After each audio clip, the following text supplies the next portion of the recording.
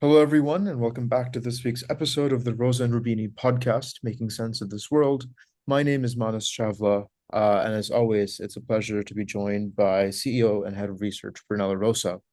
This week, we're talking about gold's reevaluation and if it's another rabbit out of Trump's hat. Uh, Brunello, we need hours to discuss sort of the breadth and depth of changes that Trump has brought to the crypto markets, some radical, some unexpected. But today we'll be dialing in on the reevaluation of gold reserves. Um, just to go back in history, I mean, there's a really important decision taken in 1934 by the Roosevelt administration. Let's start there and talk about sort of the history of this asset. Absolutely. So the reason we are talking about all this is because there's lots of chatter in the market about something that the Trump administration might be doing, definitely by the end of the year, but possibly in August, and we'll see why in a second. So it's important to report on this. This is part of a wider strategy of redefining money, if you want, or its value at a time in which the so-called fiscal anchor is about to go. So, just to recap, money is by definition a sort of unit of account that needs to be anchored to some real stuff, real asset. Typically, historically, it's been gold. When gold was gone as an anchor in 1971, Nixon, then you move to the fiscal anchor. So the value of money is backed by the promise of US taxpayer to pay their own taxes, therefore to fund the deficit. That is the one that underpins the treasuries, so the bonds that effectively are behind the money that we all use in the US and abroad. So, but with the increase in the deficits, people are questioning how credible is this fiscal anchor. And especially at the time in which the US has doubled down on this. Why? Because with the issuance of stable coins, and stable coins being linked to treasuries, people are wondering, wait a minute, is this some form of tricks or magics you are performing here, creating new money out of nothing, linked to something that is losing value in real terms? So it's all part of a big strategy, if you want, or plan. Whether it's coordinated or not is yet to be discussed. There's another, the additional element we discuss in this column and therefore podcast is the potential revaluation of gold reserves, which go exactly in the same direction. Is it something new? No, as you mentioned, Roosevelt did it in 1934. It was actually at the time as well a controversial act, the Gold Reserve Act. The context is obvious. Roosevelt was elected to resolve the Great Depression that was afflicting the US economy. And he was trying everything, and he was revolutionizing government, federalizing institutions, creating new programs. He was having lots of pushback from Congress, as you can imagine. But the problem was serious. We are talking about 25% unemployment, real famine in the streets. So how to solve that? Well, he tried many things, and one of them was clearly spending money to finance new social programs. All the social programs that we discussed today were born at the time. How to finance those things? Well, you have to spend money that you don't have. Hence, you create a deficit. Now, one way of reducing a deficit is having some form of revenues deriving from potentially taxes. But clearly, when economic activity is so depressed, you cannot simply ask people to pay more taxes. So you have to create new forms of revenues. One of them was the revaluation of gold reserves. Okay, so what the U.S. administration did at the time was buying the reserves from the Federal Reserve itself that had been created in 1913, 1914, and effectively giving them in return a gold certificate, a nice piece of paper saying this represents this amount of reserves that we purchased for this amount that you're about to create in return on the liability side. And then approving that overnight the value of those reserves got increased. The operation, generated something like $3 billion, very useful to come as revenues for the Treasury, start financing those programs. This is 1934, the peak of the Great Depression. No solution in sight. Unfortunately, the real solution we know it happened during the war when the US had to transform into a war economy. Full employment came because men went to fight in the war and women went to work, and therefore the economy boomed, and the recovery really started. Now, without going too much into historical precedents, but we are not far from that, unfortunately, also this time around. We're entering a sort of spiral of debt, rising inflation, extra deficit, excessive debt in a period of geopolitical tension. And people are talking about rearmament and so on and so forth. So this was the context that we mentioned at the beginning of our call. Yeah, yeah. And we have to mention the Trump administration now, because they provided more than one indication of what they intend to do. On February 3rd, Trump, Besant, Lutnick, the Holy Trinity, so to say, presented a plan for the U.S. Sovereign Wealth Fund. What did this involve? Okay, so this was one of the most obscure executive orders because sovereign wealth funds are created by countries which are, by definition, as people say, surplus countries, people in a current account surplus because they export more than they import. And typical what they export is commodities. The typical surplus countries are oil producing countries, which they all huge sovereign wealth funds where they put money deriving from the sale of oil or commodities, gas and whatever, and invest in other activities. The biggest of all is the Norwegian, now called Norwegian Pension Fund. They transform effectively physical wealth into financial wealth. Okay, that's the purpose of the sovereign wealth fund. How can a deficit nation such as the US create a sovereign wealth fund? That was clearly the question most people asked themselves. Because if anything, the US made it abundantly clear that they were really tired of having such a large deficit, definitely not a surplus. Anyway, on the 3rd of Feb, the US administration launched this idea of a sovereign wealth fund, and together with a national kind of reserve for Bitcoin.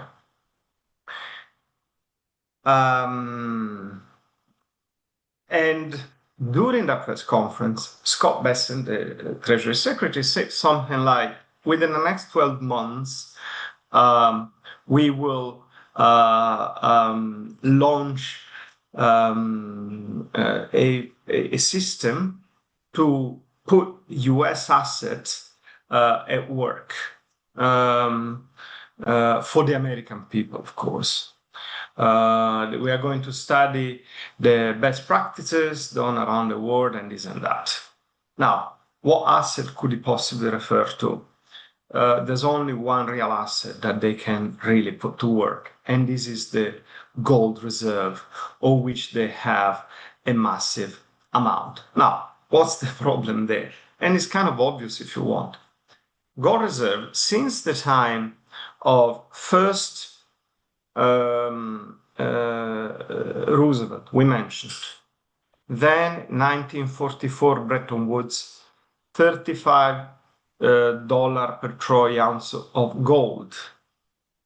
And then Nixon, we're talking about $42.2 per ounce. Okay? How much is gold worth these days? $3,500 per ounce. It's a huge difference. Huge. 42.2 versus 3,500 is not even comparable. So some form of evaluation of gold, it would be obvious. Whether it's going to be the full 3,500 is yet to be seen.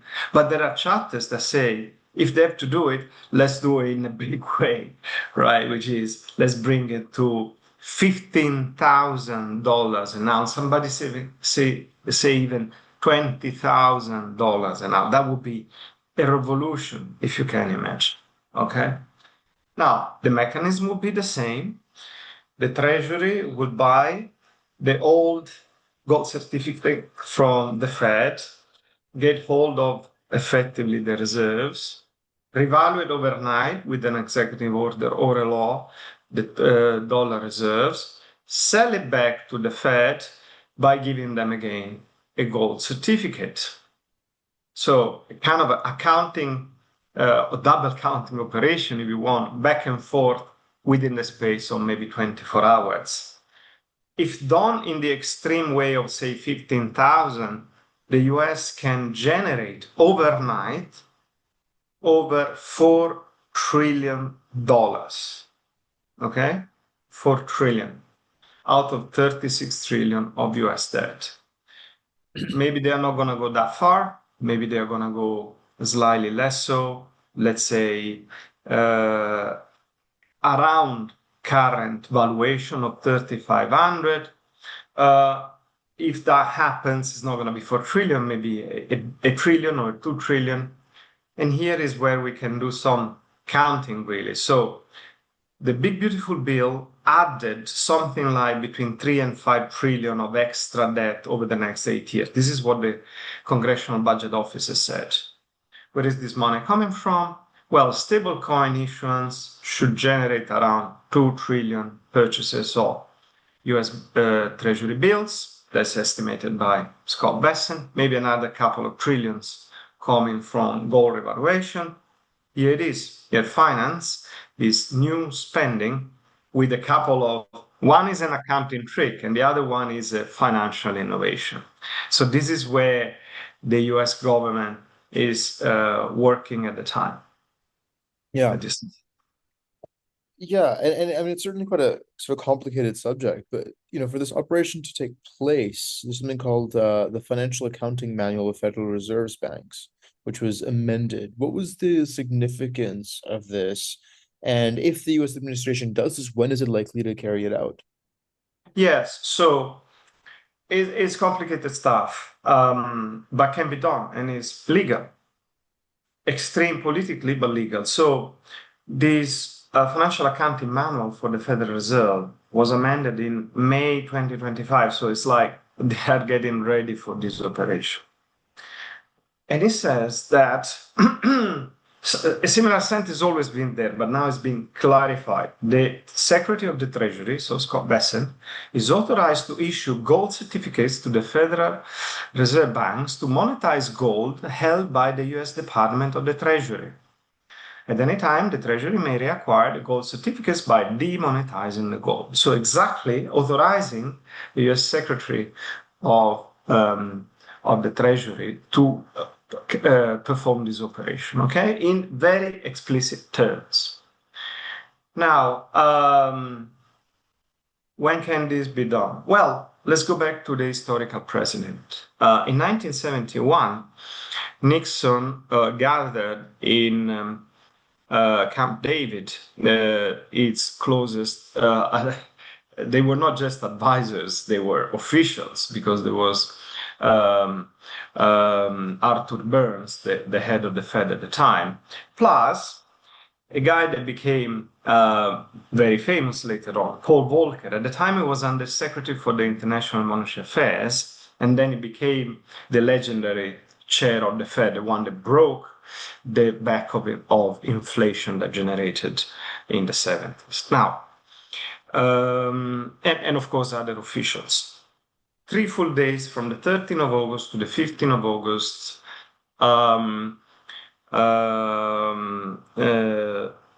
in which, at the end of which, on the 15th of August itself, Nixon came on TV and said, now we are de-anchoring gold, the dollar from gold. And then it took another couple of years for the entire gold exchange standard established after Bretton Woods to be effectively dismantled globally. One question you may ask is the Fed necessary in this operation? Yes, it is. The Fed is an integral part. As I just mentioned, there's the financial accounting manual for the Fed itself involved. So it can be done. The Fed needs to be on board. Very hard to do this with the Fed in opposition. We know what the situation is between Trump and Powell, I think. Trump made it abundantly clear what he thinks about Powell. To the point that somebody suspects that all this pressure is not really about cutting rates, it's about making sure that he would sign whatever Scott Bessent sent him to sign in August or any other month. This is caused a big speculation, but these things seem speculation the day before and then become ancient history the day after, right? So that could be a possibility. Can there be an opening there? Yes. Anne Kluger, nominated by Biden, just resigned after Trump fired the Bureau of Labor Statistics Commissioner that just published the damning job market report that was effectively certifying that job creation was slowing down as a result of tariffs. And so on. Trump didn't like the numbers, so instead of saying, okay, numbers are not good, let me change course. Of course, he shot the messenger and fired the commissioner. This would be the subject of another column and podcast, I assume. But now we have an opening in the FOMC. People say this would be the chance for Trump to appoint somebody else that will act as a sort of shadow chair and could influence seriously what Powell will do. Yeah.